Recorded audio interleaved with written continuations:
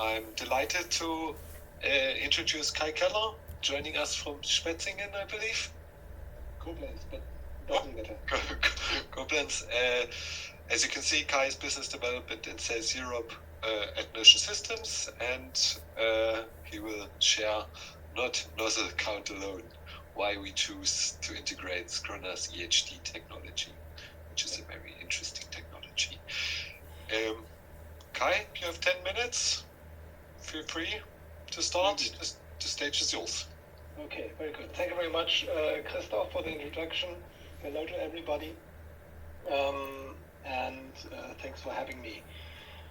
Okay, so I'll talk about EHD technology, but with a short introduction to Notion Systems, to our company. What do we do?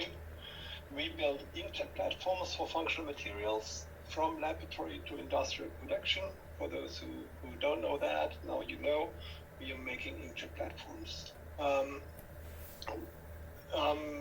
I call it a philosopher's introduction because there are certain things that we accept and can't and won't change.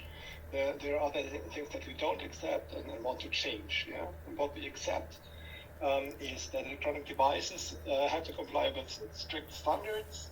They are typically produced in high volumes, have to be produced with very high yields. What we do not accept and what we change in production is the way they are produced, which is typically a multi-step process with applying a layer, applying resist, expose the resist, develop resist, etch the layer, and strip the resist, which is called the typical lithographic process chain. And this is done for each layer, and we try to, or not only try, but we do change this in production with additive technologies, with inkjet technology, and there are two main things or application areas where you can change that process chain. One is by printing the edge resist directly onto the function layer, which is already getting rid of two process steps. The good thing is that you don't change anything to the functionality of the layer because you're using the same method as before, but just the structuring is done with a printed edge resist. Of course, assuming that the resolution that you require is a resolution that we can reach with additive technologies. The other application area, somewhat the holy grail.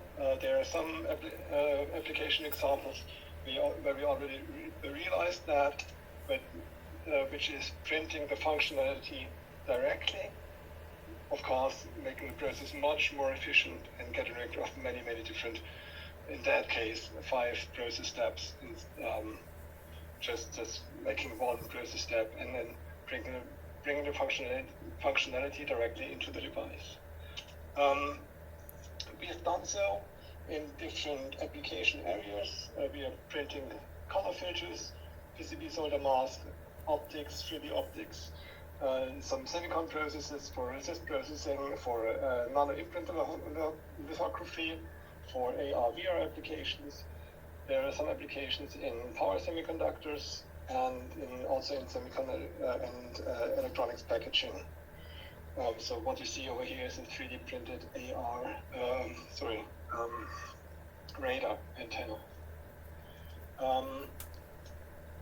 So in principle, semicon is our application space, but semicon is also, or the semiconductor industry is also quite diverse or very heterogeneous. There are many sub areas where you could apply the technology that we're after, or that we provide. So of course there's CMOS, there's MEMS, there's power, there's optics and micro displays. The application, it depends on the node size in the sense the applicability of additive technologies depends on the node size that is typical for the application area.